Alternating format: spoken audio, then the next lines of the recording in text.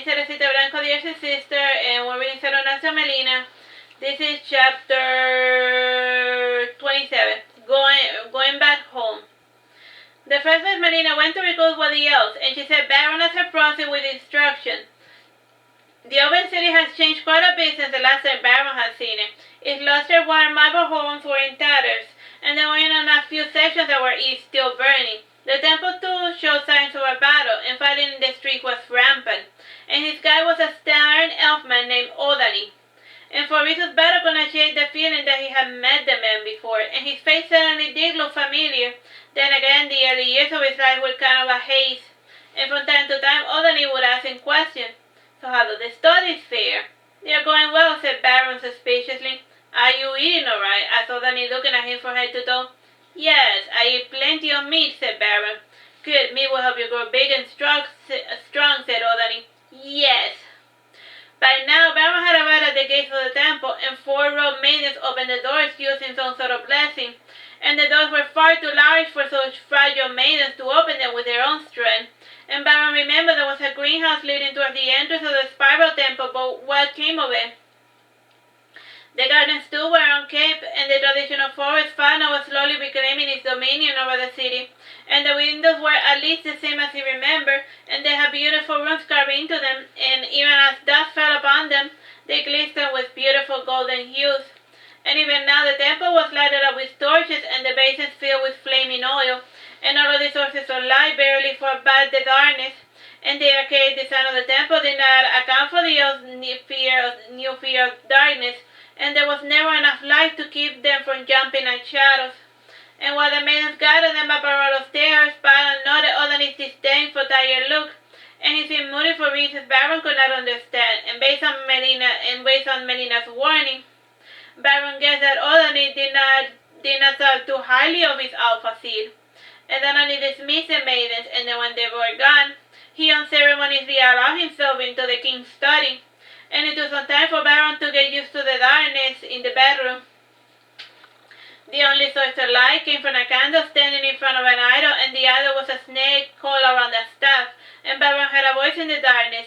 I haven't been feeling well as of late, and so you will have to do with a candle to find your way around, and there are 2 shears near if you can find them. The word the Alpha sport struck Baron like a death blow, and this was not the soft-spoken leader he remembered, and Baron somehow found his way to the promised chair, and not only chose to stand with his back against a wall or a column. Baron couldn't tell at this point. This light is so dark. What is he standing against? I had come on behalf of Sassari to request the aid of the elves in toppling the reign of Bersamen, said Baron. This is not the first time humans have entered my house with the same request, and what makes your petty rebellion any different? Asked the Alpha-Seer. Unlike the other rebellion, this one will come eyeing the eve of Bersamen's demise, said Baron. Ha! So that blood red is dying. This is indeed quite an interesting development, said the Alpha-Seer. Is this true? It would appear so, sire, said Odani. According to our estimate, he has another 100 years left of life in him, said the Alpha-Seer. One of our allies will give him a push in the right direction, explained Baron, and we can give you proof of his death if you like. That won't be necessary, said the Alpha-Seer. The proof will come on its own. This answer quite baffled Baron, and remembering his mission, he said, Can we count on your aid?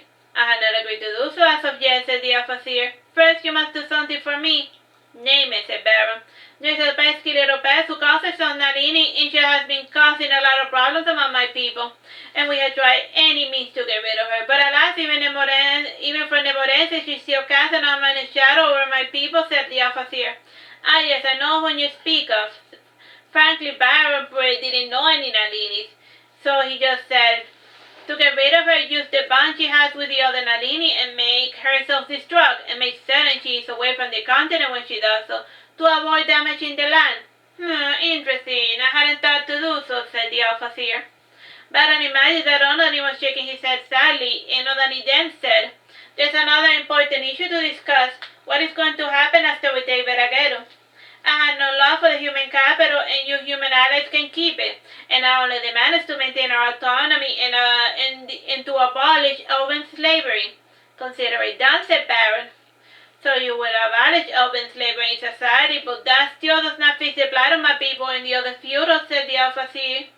There are no more elven slaves, they have all that from the Morensi, and my ruler plans to abolish all types of slavery all over the continent. So rest assured, your elves will not be forced to work in the fields against their will, said Baron. The officer said nothing for a moment, and chuckling he added, I propose we form a covenant. A covenant? Said Baron, perplexed. We shall maintain peace with the humans for half a century, and after a century passes, then it is back to business as usual. Do you accept? Asked the officer. Make it 2 centuries, and we shall see, said Baron. We shall see indeed, and I accept your terms, said the officer. Baron left the tower quite perplexed, and he had no idea what he just agreed to on behalf of the human race. As for the terms of the covenant, he had to inform the other involved parties of his existence, and it seemed to Baron that it was some sort of non-aggression pact of sorts. And since his home was a religious state, it made sense that the overseer would call covenant instead of a treaty. And Baron arranged a secret meeting between Olani and the humans, and he would act as the overseer's process when discussing the terms of the covenant. Alright, so we finished that chapter, and bye-bye, God bless, we're like making a good headway towards the end. There's still a couple of more chapters, but we're more than halfway done. We're close to the finish line. Bye-bye.